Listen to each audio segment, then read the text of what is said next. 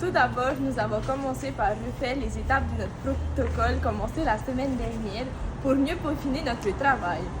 Puis nous avons pris connaissance des consignes d'utilisation pour le sonomètre et la boîte à son. Le sonomètre n'était pas utilisable lors de notre utilisation car sa batterie était vide car lors de sa dernière utilisation, des individus ont oublié de la mettre sur le mode éteint.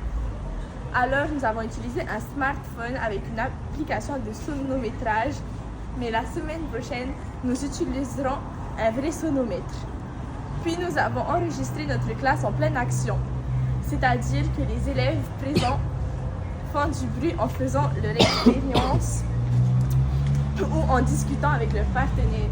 Puis nous nous sommes dirigés vers une classe plus calme, où il n'y avait pas de bruit ni d'élèves.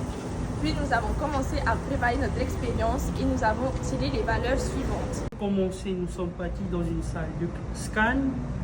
Nous avons mesuré avec un sonomètre.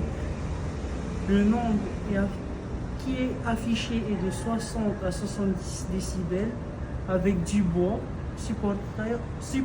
et le son est supportable pour l'oreille. Ensuite, nous sommes partis dans une salle avec beaucoup de bruit, notre salle de classe. Après, nous avons eu des valeurs comprises entre 70 et 80 décibels. Ceci avec toujours du bois, le même matériel. Et cette fois-ci avec de la mousse aussi par-dessus. Mais comme on a changé de salle avec plein de bruit, du coup, voilà.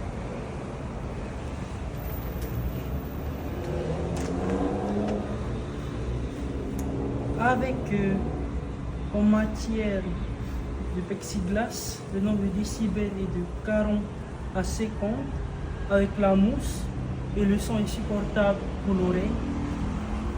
Et sans la mousse, le son est de 50 à 60 décibels. On a changé de classe. Notre classe, la brouillon ici. Après, nous avons utilisé aussi du plexiglas.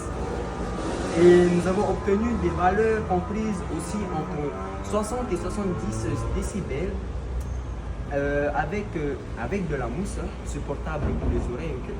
Après, nous avons refait la même pareil, cette fois-ci sans mousse, et les valeurs sont comprises entre 70 et 80 décibels. Coupé!